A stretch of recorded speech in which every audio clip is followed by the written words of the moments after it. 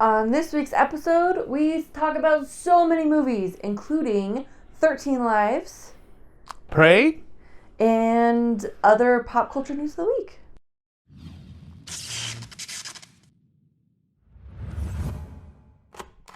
Are we spoiling movies today? No, Okay. I mean, there's some intrinsic spoilers because the two movies we saw this week. One is a real story, inspired based on a real story, and the other one is a prequel for classic '80s action movie. Franchise. So the plot points, the details are the same pretty much every movie, most especially the first one, but we're gonna get there. Yeah. First, so both movies are on streaming, and they were released last week. One is called 13 Lives, directed by Ron Howard, with Viggo Mortensen, Colin Farrell, Joe Edgerton. Yes. I think those are the main big names. The other one is called Prey. It's a prequel to Predator, and it's available on Hulu. 13 Lives is available on Amazon Prime Video. So let's talk about both very different movies, both very different filmmaking. One is how do we say, an old, experienced director. Yeah. And you can tell the other one is a remake. It's sort of a remake. It's not bad, but it is clearly not the level of 13 Lives. But let's start talking about 13 Lives. Yeah, so 13 Lives, this is from Ron Howard, and this tells the story of the Thai soccer team who got trapped in a cave. They went to explore this cave after soccer practice one day, and monsoon rains came early and flooded the cave, and so they got stuck there. And so this tells the story of the massive and just extraordinary rescue effort to get those boys and their coach out of the cave. It moved the world. People from all over the world found ways to help. People went there and helped personally. And the main characters, some of the main characters on this movie are based on two, what they call it? Divers. Cave divers. Rescue divers. Rescue divers. Right? Or they both? That sounds right. But they were like specifically cave divers, which is like a special, slightly insane skill set. Yeah. Is what I got from the movie. Is inspired by these two divers that go there and help, portrayed by Viggo Mortensen and Colin Farrell. And then they ask for help among their friends, diver friends. But they say, hey, these kids are there and we need to go. Let's go. And very, very different guys. One is a father. Yeah. The other one, he not even has a dog, right? He doesn't have a dog. Like his apartment is like very Spartan. You can tell like just people in general aren't really his thing. Yeah. He specifically says, "I don't like kids." Yeah, and he's very because he's. It's a good thing that he's very unattached because he thinks precisely. Thinks coldly. Is that a word? He comes up with a solution that anyone that would think a little bit more with the feelings would never think of that. But his idea save the day, save the kids. So this a lot of what happened in the movie was familiar because. I mean, like you said, this is a story that captivated the world, and I'm sure all of you watching remember this. So a lot of what was happening was familiar, but there were other aspects of the story I don't remember hearing about. Like there was this water engineer who was from Bangkok, but he lived in Illinois, but he just happened to be visiting Thailand when this happened, and so he showed up, and he ran this massive effort to prevent more water from getting into the cave. So there's this huge engineering effort happening to drain the water from the caves to keep more water from getting in, like hundreds, thousands of people involved. And so this film did a really good job of showing all of that. As he was talking about it, I was just thinking about, I completely forgot, Ron Howard directed Apollo 13. Yes, another disaster movie, yeah. Yeah, and like with Apollo 13, this one, it's so well made, and he does such a good job with the storytelling that even knowing the outcome, and even I reached a point in both films where I was like, I don't know what's going to happen. And I was just like on the edge of my seat, completely captivated. He gets you into that moment with these people who in the moment have no idea what's going to work and what's not. And if they're going to live or if they're going to die. Like, he's such a good filmmaker. He gets you right into that. And so it's an extraordinary story. And Ron Howard does such a good job telling it. I loved it. Yeah. He, as you said, he did directed another disaster movie, and it was spectacular. And this one, the same. It captures every aspect of the whole thing. You know, from the families, they're like desperate for information. What happens to the kids there inside the cave? How the coach feels about the whole thing. He blames himself about the whole thing. Yeah. And then you have like bits and pieces of the press, how the press got involved, and then these people that came from all over the place, and government and military, and foreign help from foreign military. And everybody, the community worked together to divert some of the water, and that would meant that they would lose crops, but they were willing to do that to help the kids. And of course, everybody praying. The cave was a religious religious site. And there was this whole religiosity that has to do with, their religion and the weather, and something that happens every year with the season of rain. And it was really, really, really good, really well done. And it showed it's a story with a happy ending, but even knowing the ending, the journey, you learn things about the whole thing, and you learn how it happened. Yeah. And you see how those men were broken by the process, even though they won, but like they were so scared that one of those kids would die that it breaks them. Mirroring what happened to the real characters.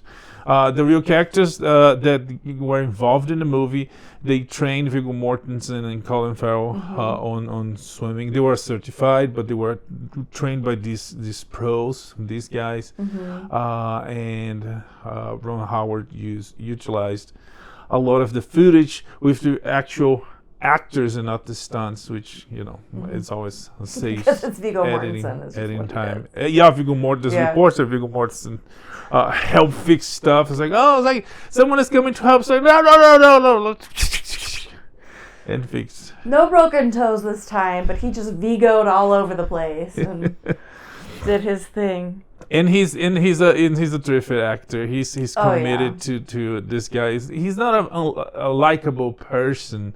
The real character.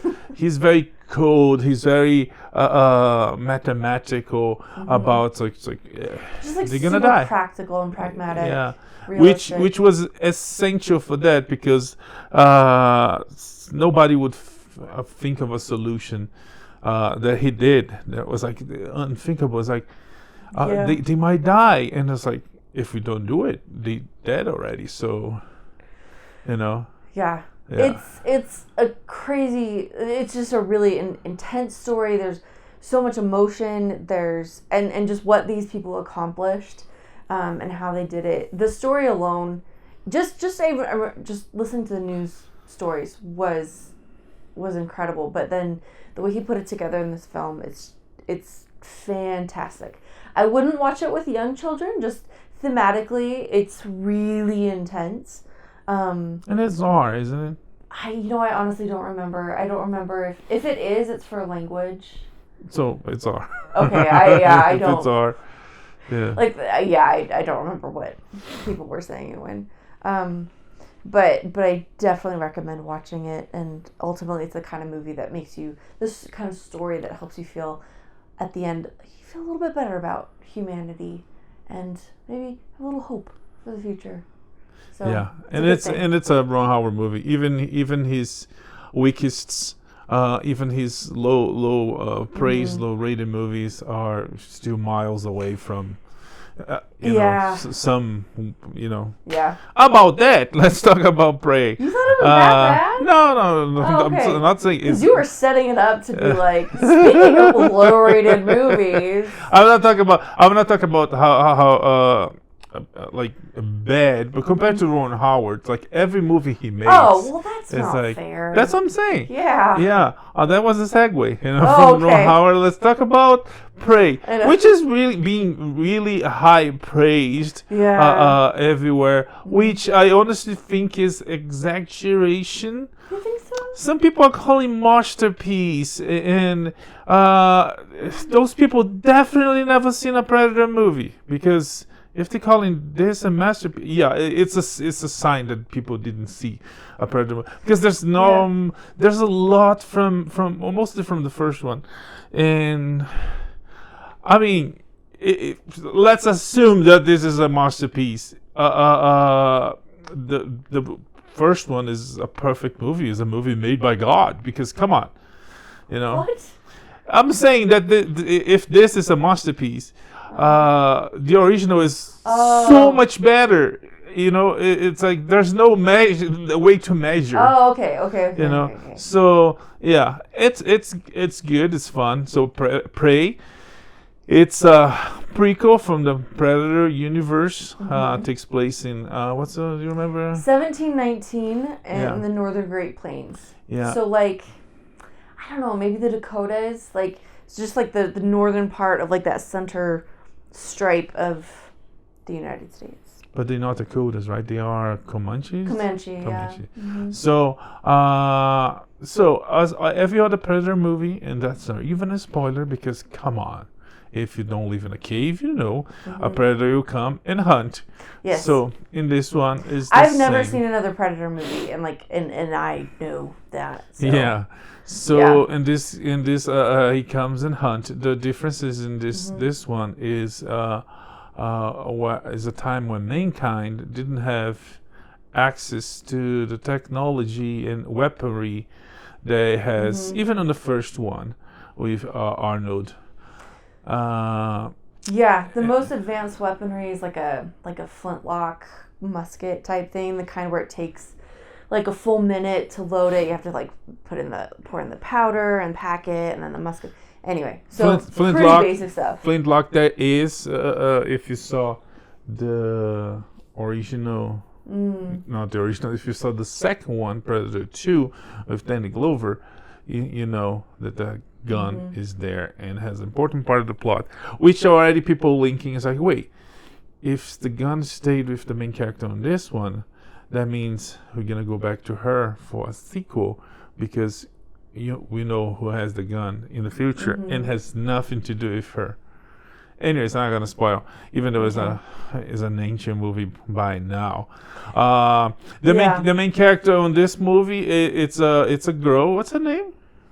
It's a Native American. It's a Native American name, so it's tough to I don't know. Maybe it's a writing problem, because it didn't fix it. We watched the entire movie, and even during the movie, Haraka, Maraka. I can't remember. But to be fair, they don't say it a lot. There's not a ton of dialogue. There are some conversations, but they're not throwing people's names around very much. Yeah. So it is about. Also, I have no experience whatsoever with Comanche, so I would need a little more time to. Yeah. It's not a name I've heard before. Yeah. So, anyway. I don't know. I feel like it's kind of a little writing flaw, because if they had write it that properly, that would be that would stay in your mind. Sure. Not only through the movie, but even after the movie. Anyways, besides that, she's the main character, and we go through her her family. She has a brother, and she wants to be a hunter. And then comes the galaxy big hunter, and they clash. That's pretty much it. I'm not gonna go through details because there's already kind of a spoil, even though it's not, because it's a Predator movie. Yeah, and if you saw the basic outline of the film, you probably already know. A lot of what makes this movie... So now I'm coming in as someone who hasn't watched the Predator movies and honestly has never really been all that interested in seeing the Predator movies.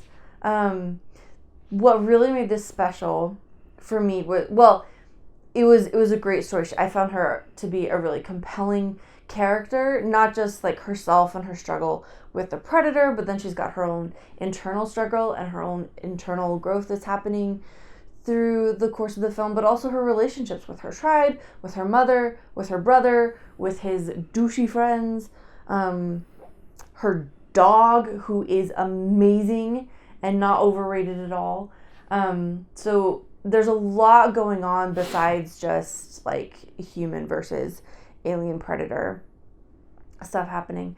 But this is also like the first time that we've really had a movie that's like about Native Americans, that's made by Native Americans, starring Native Americans. Like this is like a whole area of storytelling that just hasn't been explored before. So there were like all the actors are indigenous. A lot of the people behind the camera were indigenous, and so they were telling their own story in their own way. And anyway, it's really spectacular. We haven't seen this kind of thing before, and I loved it. It was so cool, and I hope we get to see more stories like this. I mean, I know that this is not like an indigenous story because this is an 80s action movie franchise, but I hope this opens the way to more like indigenous American stories being told on film in a really cool and thoughtful way, because I just thought it was amazing. And it made this like special and worth watching. It wasn't just like another Predator movie. Like the setting was so different, and the characters were so different. I just thought it was really cool. There's also a full Comanche dub available on Hulu, I think. We didn't see there. We didn't see it, but I keep reading online. Like everybody's saying there is, and that's never been done, ever. There's no movie that has had a full Native American language dub version done. So yeah, I mean, yeah, sure. There's quality to that, but what brought people to watch was because it was a Predator movie. I would have watched it if it was just a Native American story. Yeah. Like, hey, here's a story about the Comanche on the plains that's being made by the Comanche and told by the Comanche. Yeah. Well, anyways, that's worth watching because it's a Predator movie, and that's what brought people to watch. Yes, that's gonna make it It's making a big splash. Success, yes. It was the best premiere on Hulu to date, and it is worth watching if you saw the Predators movie or the Predators movie. It's a prequel that or if you haven't, insinuates there might be more on the post-credit scene. It's an animated sequence that indicates that they're not done. They're gonna come back for the little girl. I can't remember her name. Anyways, she's so not a little girl. She's like a full young woman. Anyways, little girl. That means we're talking about like 7-8 years old. That's what little girl means. 7, 8. That's it. Yeah. Like 9, our kids. 9 is not a little girl anymore. I mean, we're pushing, but I'm saying like little girl is like in elementary school. Anyways. There is Prey. It's available on Hulu. And it's super cool, and I loved it. Okay, we also finished a series on... Oh, shoot, what was Blackbird on? Apple TV. Yeah. So this is a limited series starring Taron Egerton and this other guy whose name I forgot. But he played Richard Jewell, and he's that really funny guy in Cobra Kai, and just has like a bizarre filmography. But anyway, it's a story of a serial killer and the guy who goes into jail to try to coax a confession out of him. It's dark and it's rough, but it's really interesting. It's really well done. Based on a true story, and it's terrifically well done. The casting is, at the end they show pictures of the actual personages, the actual characters in real life, and the casting was spot on, and they both act terrifically. And it's worth watching. I don't know about binging because we watched every week a new episode. I don't know how it would be for binging. It's short. I wouldn't, because it is dark. It's short. It's 6 episodes, but it's not made to be a 6-hour movie, so it might be a little bit exhausting. So watching, but again, some people don't feel the exhaustion and watch 6, 10, 12 episodes, even though they were not made to be watching 6, 10 hour straight. But this one it's really well done. It's one for the award season. I don't feel there's any issues or problems. I thought everything was good, was compelling. It makes you think, and it breaks you when the main character is broken. It's rough. But it should be because of what they're dealing with, and sometimes I feel like true crime it's always very interesting. It's very compelling, and this one is interesting and compelling, but they make the tragedy of this and the horror of this very clear. So I feel like if you were to watch this and come away with some sort of like, it just makes it very clear that what happened was horrific and tragic, and they do a really good job of maintaining that and not like ogling the fascinating serial killer, but showing just how awful this is. Taron Egerton turned in like dynamite golden performance. But yeah, it's a really interesting story. It doesn't have a super satisfying ending, as true crime tends to have. But what do you mean? He get caught. He stays in these. Yeah, but I don't want to spoil everything. I mean, it's a true story, but that was the goal. It's I think it was true. satisfying. If anything, also the redemption of the character. Anyways. Yeah. Okay. You're right. I just wanted. Well, there's one thing that I really wanted to have happen. It didn't happen, but it's okay. Yeah. Watch it. I would definitely not binge this. Yeah. This one. I highly recommend. No. Yeah, it's awesome. Apple knocking out of the park with another one, and yeah, Blackbird. Yes. On Apple TV Plus, I think that's what it's called, right? Honestly, I don't. Yeah, because Apple TV is the device. There is a plus after Apple TV Plus has the streaming subscribers, whatever. Anyway. There's so many. Moving on. Yeah. We also almost done. Only 2 episodes, so we might finish today or tomorrow. Of Sandman, based on the Neil Gaiman's comic book series. And this one has a lot of problems, but at the same time is really good. Yeah, it's interesting. So this is like you said, live action adaptation. I feel like a lot of the problems are just some of the super controversial casting. It's I don't know if there's other stuff because I haven't read the comics. The source material is really good, and that's what it saddens fans when you change stuff, not for the improvement of the story, but because of social reasons, because of politics. Yeah. And in this one, it wasn't for me personally. It wasn't like, okay, I guess I'm gonna have to take this. And it's like, okay, I guess they're gonna take this again. But they're like a bit too much. You know, there's like Death is a black girl, and I think against black girls and black people. She's actually a very talented actress that was on on The Good Place. She was also on. She's in Barry, isn't she? Barry. Yeah. And Barry, she doesn't do much. No. Yeah, but in Good Place she does. Yeah. Shows more. Anyways, so fine. Okay, you swapped one, but they swapped a lot.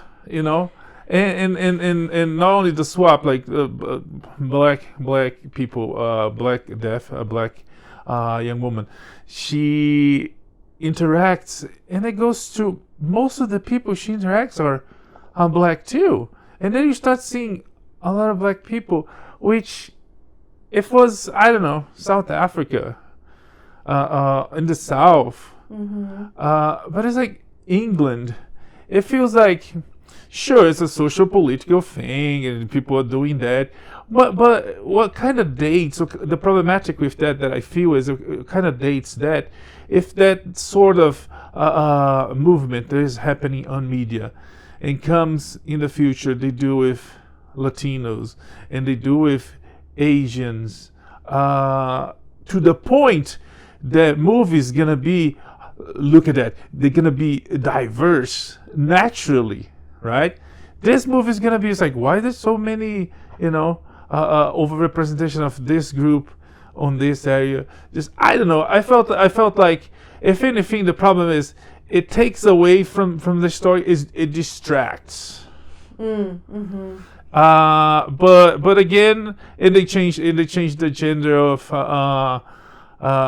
John Constantine and that one is a big one because they changed him into a woman, and when they her name is Johanna Constantine, and they call Constantine. So distracting. Constantine. So most of these other characters, because I haven't read the Sandman Chronicles, I'm not picking up on all of this, and colorblind casting. If you get a good actor in there, in most cases I don't think it necessarily matters a whole lot. But all that said, John Constantine is a character I'm very familiar with from movies and TV and all this other stuff. And like, even though I love the actress who's playing him, and I think she fits in the series so well, having John Constantine, this familiar old character who's been around for so long, he's dirty, he's sick. Like, this show, it's just really, like you said, it's really distracting, and it breaks you out of the story.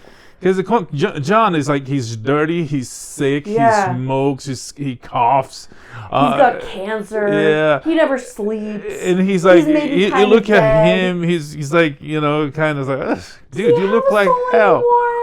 You look like hell, even though he's nicknamed in the comic books is Hellblazer. Yeah. Actually, the name of one of his comic books. And they picked this beautiful, fresh, clean, super well-dressed woman. Spunk. Yes, I noticed that at one point she wears this like white trench coat. Yeah. Which is gorgeous, but is so wrong for the character.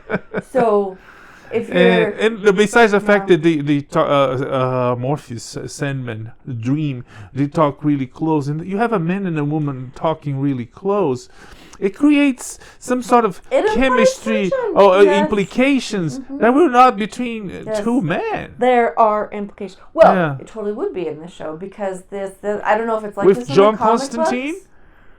No. But dirty. You're dirty, right. Coughing, talking to Dream. Yeah. That also doesn't look as pretty as in the show. Yeah. But anyways, I will say Morpheus again. No idea what he's like in the book, but like this guy is selling it. Yeah, that one is I so good. I agree. They took liberties, but it's still I wouldn't change.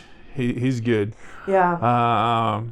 But so there conveys so much and saying so little, and I love to see that in an actor. There are those problems of. I think most of the problems are casting. I don't think the story they're doing a very good job adapting it. It's entertaining. It's compelling. It's really fun. It's 10 episodes on Netflix. We saw 2. No, we saw 8. I mean, we're missing 2. Yeah. And I'm looking forward to these next 2. kudos to the Corinthian. That guy is good. Yeah. Yeah. He was. We saw him on Logan as a bad guy as well, and we saw him on Narcos as That's right. hero, Yeah. protagonist. Let's call it that. What else about Sandman? I don't know. I just think it's really interesting, and like Neil Gaiman. You know, if you saw Lucifer or anything else. About Neil Gaiman Gaiman, one thing real quick. He fans are complaining about this whole changes in the casting and stuff, and he's speaking against the fans, but because he received a lot of money, he was paid for it. You know, he doesn't want to lose that bucket of money, that hypocrite, because he a while ago he took the side of the fans when the fans are complaining. But now that he's getting paid, you know, it's like, no, you guys are wrong. Yeah. I never said that this about this character. Oh, come on, man. It's comic book. It's a visual medium. You can see it. When you change it, of course you're going to go against waves of fans because, come on, it's visual. Especially because this is an older and, like, not well-known in terms of, like, X-Men or Spider-Man or something, but like this has been around a while. A lot of people have been reading this for a long time, and so in tattoos, in cosplays, and all that.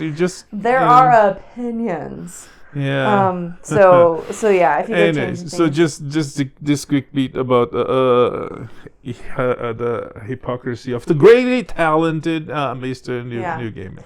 And he really is so talented because he's telling this story that's compelling and interesting, but also just like has you just like challenges your perception of the universe.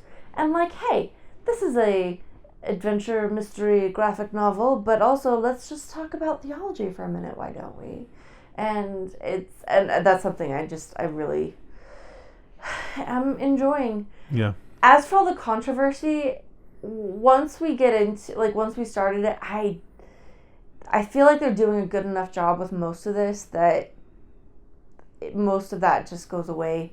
And if you are going to go and mess around with casting or changes, you better be turning out a good product to make it all worthwhile. And I feel like for the most part, that's what they're doing.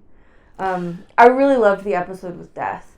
Again, I have no idea what she's like in the book, but the way I love this concept of Death as like gentle and friendly and loving, and like it was I thought that was a beautiful episode and one of the highlights of the series. And besides the obvious, the whole and the episode was great, not only because of Death, but because of it was the next episode, right? That he makes his friend.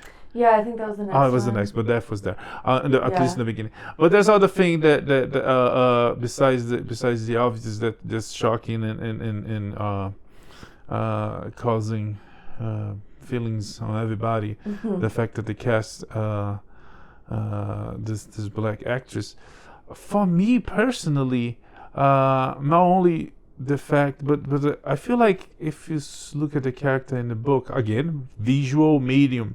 It feels like Death is younger, much younger, and also the British accent. I don't know if in my head she doesn't, but anyways. Yeah. But your native language is Portuguese. So what? So I mean, do you do different American or English accents in your head? What do you mean? I do. They like sound when you're different. reading, do you give people accents? When I read in English? Yeah. Depends. If it's a Roman emperor, he sounds British. Yeah. Yeah. Because Hollywood has assigned the British accent to the rest of the world. Oh, the Greek gods. Release the Kraken. It was like that was Greek, right? That was Zeus. Yeah, okay. I don't know. Anyways, but it's beautifully done. Besides all the problems, it's I feel like. Let's say on balance, it's positive. To be. I mean, I feel like it's a disservice because time will pass, and all the social politics of the day will be might not mean anything in the future, and if you stick to the source material, you're safe because you were faithful to how it was made, and in the future there might not. If you change, just like why do you silly people change? It's like, anyways, but besides that, it's beautiful. Mm-hmm. It's fun. It's doing great on the streaming service. Is getting them great numbers, and you should watch it. Yeah, you should read it too. It's great reading. It's again, the guy's talented. He got paid, and he screw you fans, but hey. It's adaptation, and we could discuss for hours to what extent directors get, or like filmmakers or television makers get. No, but the problem is get to change things. Yeah, no. If the director wants to change, fine. But this guy created it. And when the fans came and said, "But dude," and it's like, "No, that's not what I meant. No, come on, you got paid. Take the sides of the fans, and they're gonna keep paying you." I guess, or maybe he doesn't care that much. I don't know. Anyways, Sandman, available on Netflix. Netflix, that was just a couple hours ago, dethroned by Disney. Disney apparently is the biggest streaming platform in the planet. Although Disney has announced that they're going to hike their prices and add an ad tier, like a with ads tier. So they may have this top spot right now, but it's a pretty unpopular Sarando's announcement. Always said it's like never, and he stick to it. No commercials. Yeah. He's doing other things. They're doing video games, but apparently, only 1% of the subscribers ever tried the Netflix games. I honestly don't know how that works because you use I don't know. It might work. We play games on our phones. And we did even before, the snake. Remember? I was not bad. There's ways. Yeah, she's not bad as snakes. Oh my gosh. Anyways, so Netflix, Disney. What else? There was something else about Disney. Oh, the ad tier. They will not. And I thought there was, if anything, of the evil corporation Disney has done, at least this was, hey, you guys are terrible. You guys are the worst. But whoever had this idea should get promoted. Among the ranks of hell, right? Anyways, the profile, when you create a profile for kids, that doesn't have ads. Really? Yeah. Oh, that's really nice. Yeah. That's really nice. Because Because there's not only it's not only not cool, to submit a kid to an ad, but also it's dirty marketing. When you see like commercials for kids, the parents get screwed and just, this is the kid's gonna, I want this. Even worse than that, not all advertising is very kid friendly at all. Yeah. Sure. I'm not even thinking of that. I'm thinking of advertising for kids. So, but at least on that, Disney, it's taking it easy. Anyways. For those of us who allow the television to babysit our children while we take a much needed shower, I super appreciate that. It's nice to know what they're watching. Anyways, moving on. Taking a look at the box office, Top Gun has outpaced Titanic. Yeah, who's the king of the world now? Tom Cruise. Anyways. Yeah. Yeah, and it's keep going, and hey, it's sky's the limit. Is that what I say? Mm-hmm. Sky's the limit. They could go even higher. They could. Yeah. They could. Everybody loves that film. I have yet to hear or meet somebody who doesn't like it, although they could just be afraid to open their mouths because everybody loves this movie. Yeah, Tarantino was on the news last week saying that he loved it. It was like a Even experience. the notorious cranky pants? An experience of a lifetime. Wow. Something that you don't see like every day on movies. And yeah. Well, dang, there's your endorsement right there.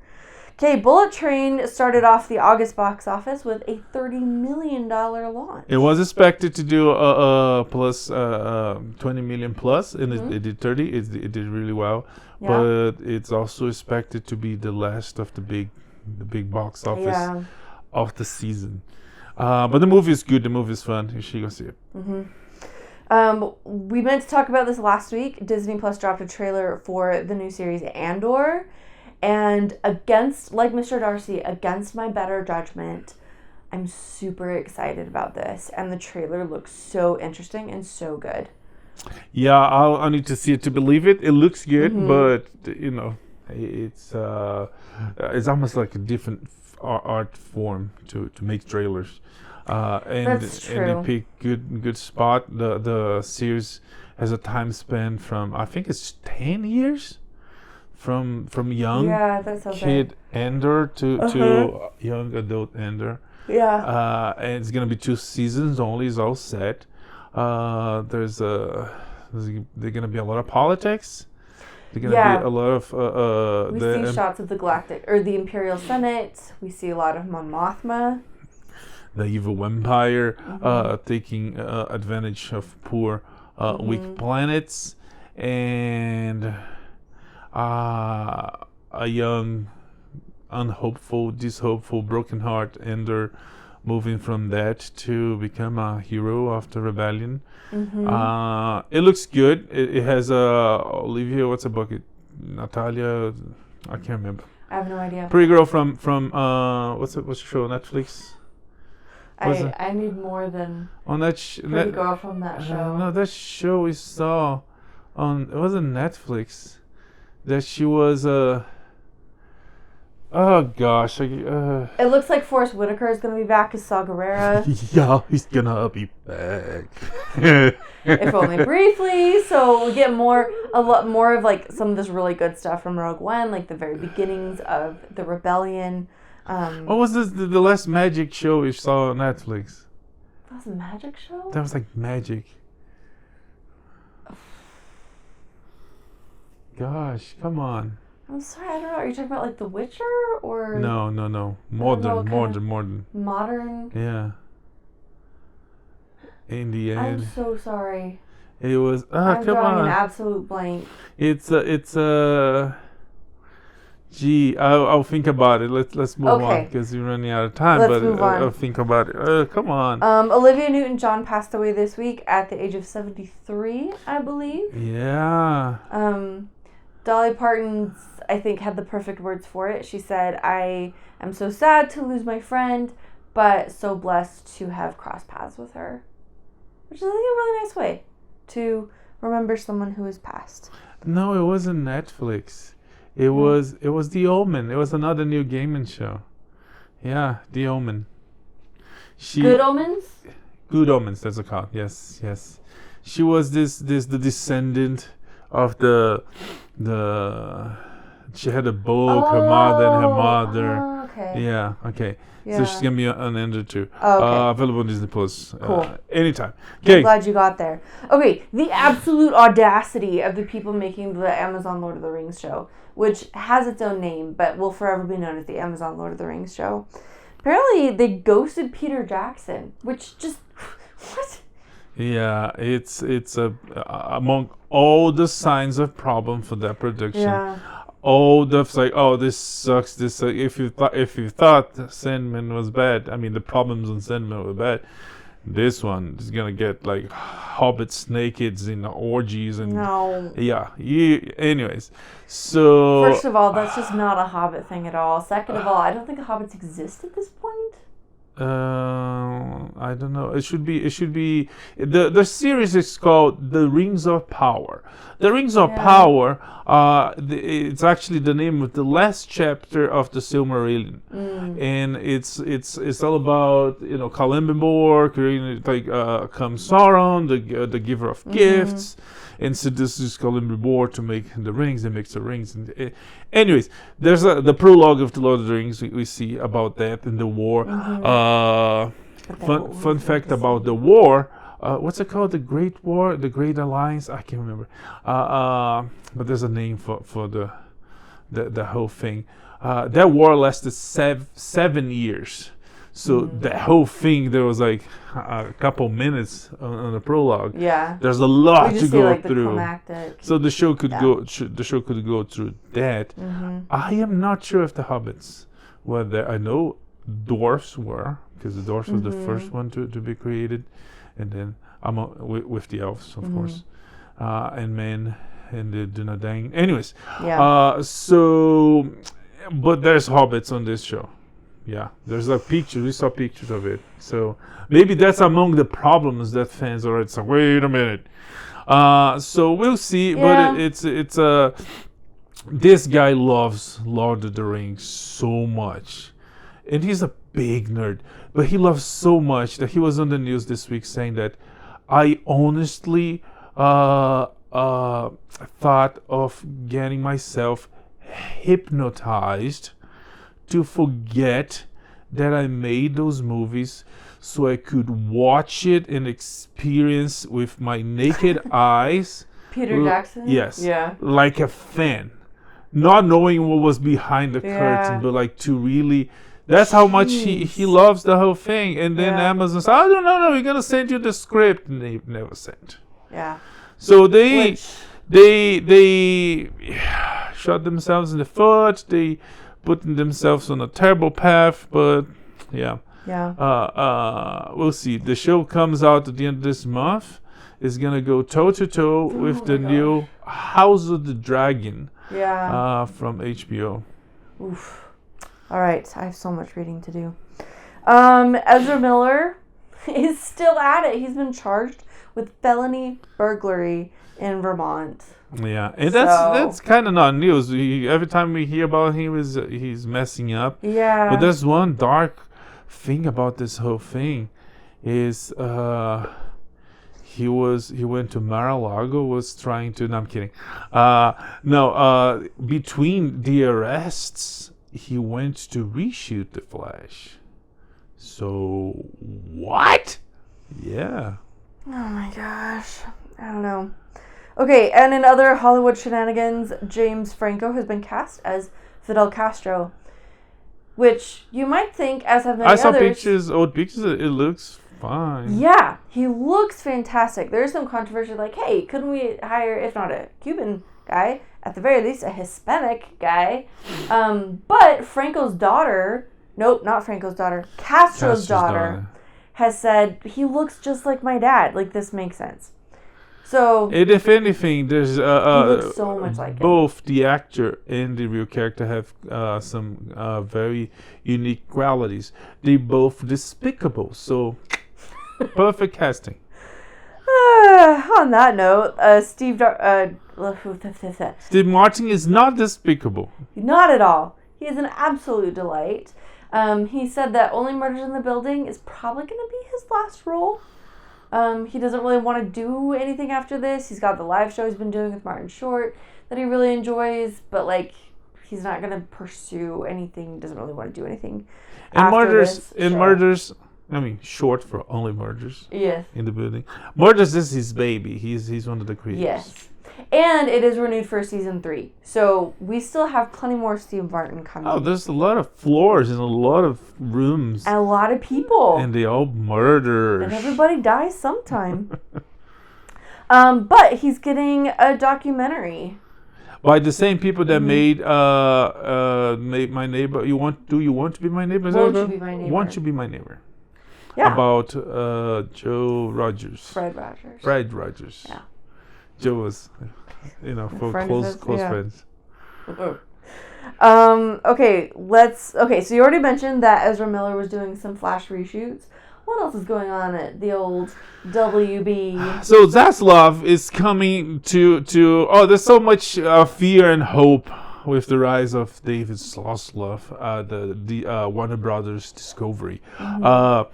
Fears that shows will be canceled, movies will be canceled. The Batgirl was shelved. To talk about that last week, and there's like Gotham. What's it called? The show Gotham Knights? No, that's the video game. Gotham.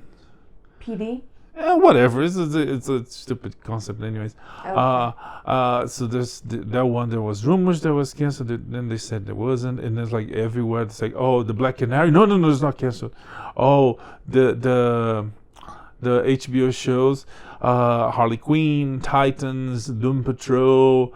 Those are canceled. No. So there's a lot of fear on that side, and hope is that he's gonna do justice to the Justice League, meaning the Trinity, Superman, Batman, Wonder Woman.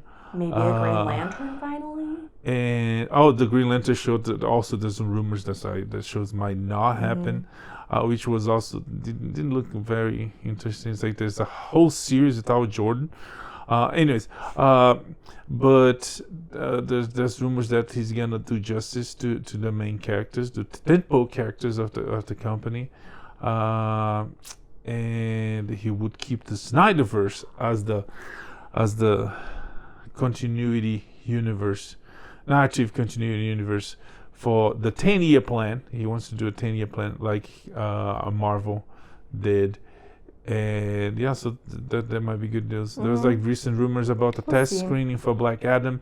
There was added new post-credit scene that connects the movie to the DC universe.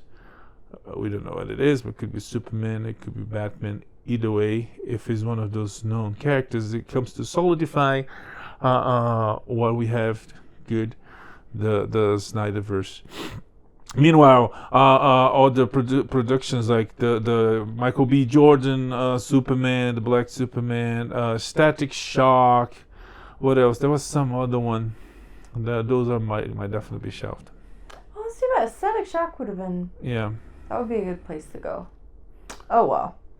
In the meantime, John Hamm has joined the morning show for season 3. Possibly as an advertising marketing person. I don't know. And Kenan Thompson is going to host the 2022 Emmys. Yeah. So that'll be fun. Kenan, there was on the news past week declaring that, I can't remember if it's 50th, 40th, maybe it's 40th, that SNL should end with the 40th season. Which, yeah, I guess the way media entertainment is, some shows they seem to lose reason to be when everything goes as fast as the internet goes. So the jokes that you make on Saturday Night Live, they were owed the previous Tuesday. You know, the news cycle, the fun news or fun videos that popped. Especially on TikTok, and I don't follow TikTok, but it's like an adult, I see the funny TikTok videos when they hit Instagram two weeks later. Anyways, so yeah, you might not be right, and Lauren would not lose much because he produces a lot of stuff. He produces Barry. He does. He produces what's his bucket, the useless talk show, Seth Meyers.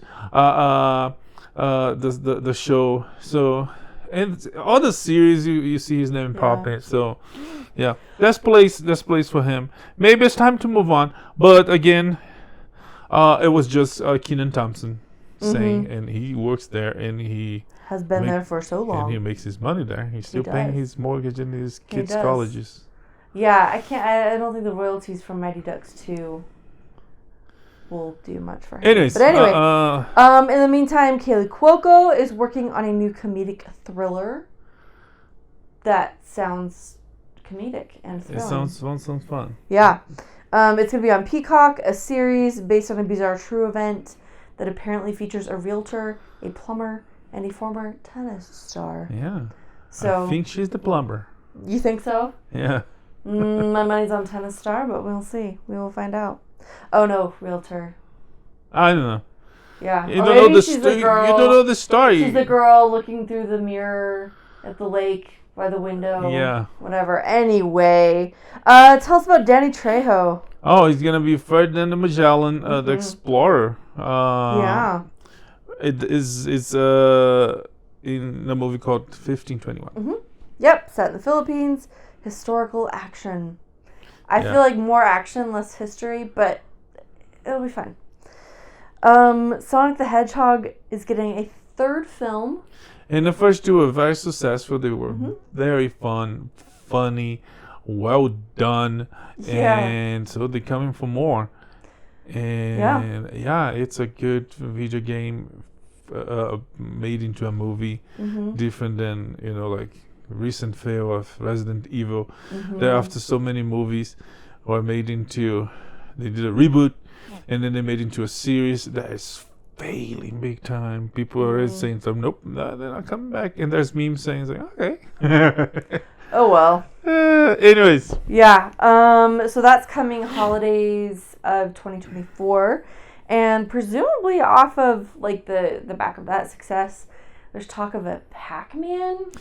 Just a quick bit about Sonic. I'm not sure if Jim Carrey will be back, because there was rumors that he said when the second movie came out that would be his last movie for now. So, but it's Hollywood money. Yeah. It's like people change their minds. Yeah. Depending on how many commas, zeros, whatever. Tres comas. Okay, so do we know anything else about Pac-Man Live, or? It's gonna be a live-action Pac-Man. Okay. Yeah. Cool. And then last but not least, multiverses. 10 million players already. The game is a huge hit. Yeah. It's fun. This is the beta version, like the glitchy, incomplete beta version. Yeah, and I like to use that as an argument on how strong a brand, a character is. And I don't know. For me, it's Superman. You had everybody there, but what brought me to like there's Superman there.